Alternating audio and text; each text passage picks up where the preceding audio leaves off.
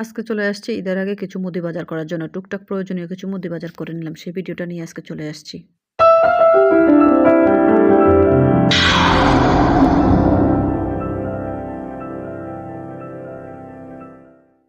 Hello everyone, আসসালামু আলাইকুম। সবাই কেমন আছেন? আশা করি অনেক ভালো আছেন। আমিও আল্লাহর অশেষ রহমতে খুব ভালো আছি। তাই চলে আসছি আজকে আমাদের রায়পুর বাজারে কিছু মুদি বাজার করার জন্য। টুকটাক কিছু মুদি বাজার করব, প্রয়োজনীয় হালকা অল্প কিছু বাজার করব। সবাই সাথে থাকেন, পাশে থাকেন। শুরু করা যাক আমার ভিডিওটা। তাই চলে আসছি আজকে রায়পুরে একটা দোকানে চলে আসছি। আমি আবার এই দোকান থেকে সবসময় মুদি বাজার করি। আমার প্রয়োজনীয় যে বাজারগুলো দরকার আমি সবসময় এই দোকান থেকে করি। এটা হলো আমাদের রায়পুর বাজারে মধ্যবাজার নামে চেনে গুড়পট্টি এই লোকেশন, এই জায়গাটার। তারপরে এই যে আমি দোকানের ভিতরে ঢুকে গেলাম অলরেডি। ঢুকে আমি আমার যা প্রয়োজনীয় ছিল সবকিছু অলরেডি কিনে নিয়েছি। কিনে নিয়ে এখন আমি বাসায় চলে আসছি।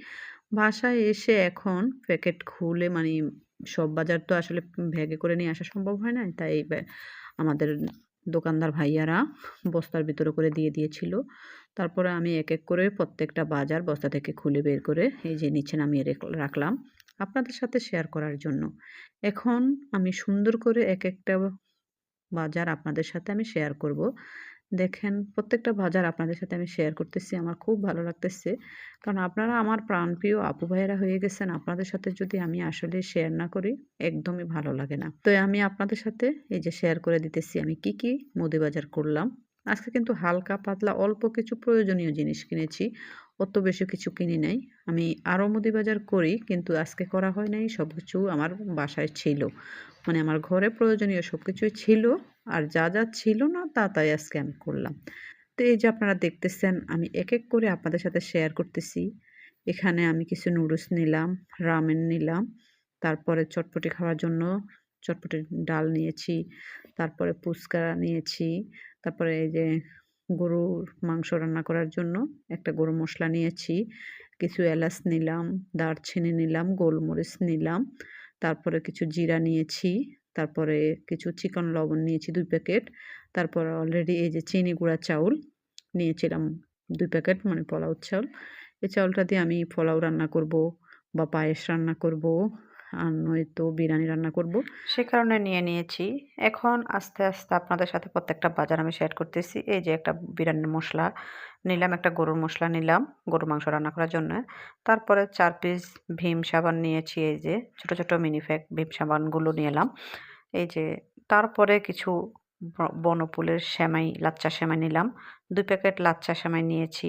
কারণ অত বেশি সেমাই কিনি নাই, খাওয়া যায় না ঘরের মধ্যে। এ কারণে নেই নাই। তারপরে আবার ২ প্যাকেট বাংলা সেমাই, কুলসন। এই ২ টা সেমাই নিলাম, না নুরি সেমাই নামে চিনে অনেকে। তারপরে এই যে ২ টা টিস্যু বক্স নিয়েছি। টিস্যুর প্রয়োজন হয় হাত-টাত মোছার জন্য বা অন্যান্য কাজেও প্রয়োজন হয়। এখানে আমি কিছু সুজির প্যাকেট নিলাম, এই যে একটা সুজির প্যাকেট, কারণ সুজির পিঠা বানানোর জন্য। তারপরে কিছু এই যে পাতিল মাজার জন্য, হ্যাঁ, তালের জালি নিলাম। তারপরে ১ কেজি মশারির ডাইল নিয়েছি, একটা স্প্রে নিলাম। প্রত্যেকটা মুদি বাজার আপনাদের সাথে সুন্দর করে আমি শেয়ার করে দিতেছি। এখন এই বাজারগুলো সুন্দর করে আমি একটা বক্সের মধ্যে রাখবো। এই যে এই বয়মের মধ্যে রাখবো, আপনাদের সাথে শেয়ার করতেছি কিভাবে রাখি। কারণ এগুলো আমি প্রত্যেকদিন যখনই আমি বাজার করে আনি তখনই আমি এই ড্রামটার মধ্যে সুন্দর করে এগুলো সাজিয়ে রাখি। আমার আরেকটা ড্রাম আছে, ২ টা ড্রামের মধ্যে আমি রাখি। কারণ এদিক সেদিক রাখলে এলোমেলো হয়ে যায়। তাই এলোমেলো হওয়ার চাইতে এক জায়গায় স্থান মোতাবেক সুন্দর করে সাজিয়ে গুছিয়ে রাখি। যেন আমার এখান থেকে নিয়ে আবার রান্না করতে কোনো অসুবিধা না হয়। তাই আবার এদিক সেদিক রাখলে অনেক সময় মনে থাকে না, খুঁজে পাওয়া যায় না। তাই স্থান মোতাবেক এক জায়গায় রাখি। এক জায়গায় রাখলে যেন আমি যে জিনিসটা আমার প্রয়োজন আমি ওইখান থেকে খুঁজে বের করে নিতে পারি। তারপর এই যে দেখতেছেন আমি সুন্দর করে প্রত্যেকটা জিনিস এই যে ড্রামটার ভিতরে ঢুকিয়ে রাখতেছি সুন্দর করে।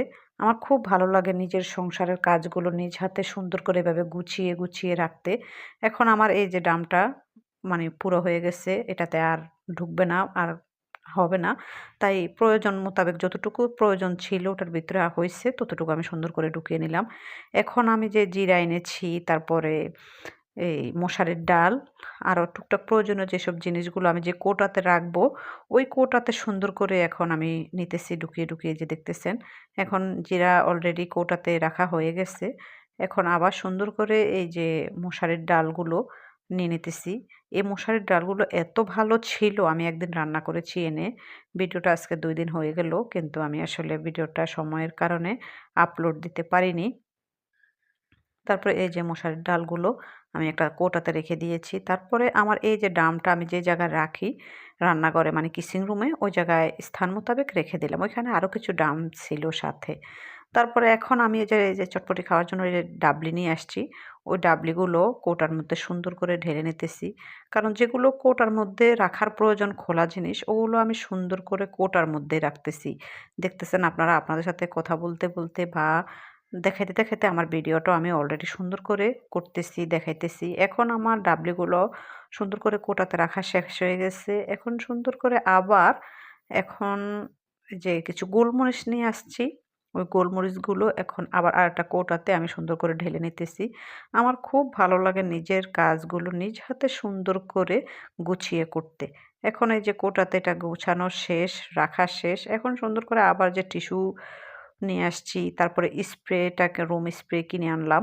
এখন এই জিনিসগুলো আবার যেখানে রাখি ওইখানে সুন্দর করে সাজিয়ে রাখলাম। কারণ আমি এগুলো ড্রেসিং টেবিলের ভিতরেই একপাশে রাখি। ওইখানে সুন্দর করে রেখে দিলাম। এরপরে আমি ১ বস্তা চাউল নিয়ে আসছি। এসিআই মিনিকেট। এই চাউলটা নিয়ে আসছি কারণ আমি এই চাউলটাই সবসময় খাই। আমার খুব ভালো লাগে এই চালের ভাত। তাই এই যে এখন আপনাদের ভাইয়া সুন্দর করে আমাকে এই চাউলটা বস্তা থেকে খুলে আমাকে এই যে ড্রামে ঢুকিয়ে দিতেছে।